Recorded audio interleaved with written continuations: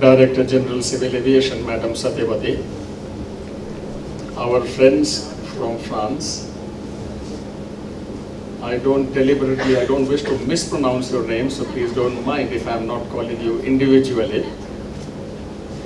Mr. Datta, member of Airports Authority of India, the officers, successful officers, ladies and gentlemen. Let me first of all begin by thanking the French government, the DGAC of France, ENAC, for showing this way forward. We are indeed grateful to you. We take this as yet another symbol of the Indo-French friendship. It means a lot to us. The numbers may be small, but the significance is great. And it only adds to the tremendous goodwill which already exists in this country about France. You know, you are a cultural icon for the world. I must also confess that you have successfully maintained and carried it forward so far. It is not very easy to live up to your own image, but you have done so. My congratulations to France, the French people, and to the institutions which are here.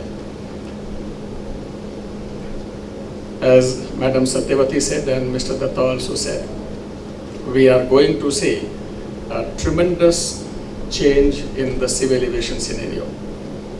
We have grown at about 20% growth rate. Domestic flying has grown by 20%. It is incredible. Nowhere else in the world has this growth rate been achieved. The crude prices have fallen, not only for India, they have fallen for all the countries in the world. But no one has achieved this growth. And people normally say that this growth has become possible because we are at a low base. The answer is no. Not because we are at a low base. We are going to sustain this growth rate for several years to come.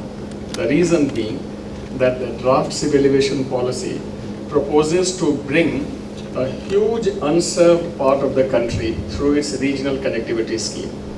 It will run into several 100 million domestic seats. It is incredible. Today we think 20% growth rate is huge. If I may tell you, it is possible to have a 50% growth rate. People won't believe it. But that's the kind of ecosystem we are going to create in this draft by this civil aviation policy. And the reason why I'm referring to that kind of growth is, the institutions face different challenges at different times. There are times when the sector is going downhill, and then the challenge is how to survive.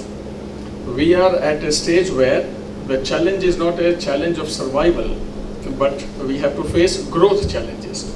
How do we make sure that we stay ahead of the growth curve? If we fall behind the growth curve, that means there will be chaos in the skies, there will be chaos at the airports. So the challenge before us is a growth challenge, how to stay ahead of the growth curve. It is not easy. People think, oh, you are in a very happy situation. You know, you are doing well. Yes, we are happy, but then we don't want to mess it up by falling behind the growth curve. And it is in that, with this objective in mind, that we have to think of upgrading all components of the civil aviation sector, whether it is security, whether it is safety, the airport physical infrastructure, how airlines interact with their passengers, how security requirements interact with growth requirements, because security often will say, no, this cannot be done.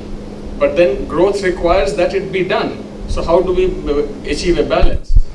So these are the challenges which we face when we grow, and we are going to grow at still faster pace. So in that battle to meet the growth challenges, ENAC and the French institutions have helped us, and they will continue to help us. Thank you once again.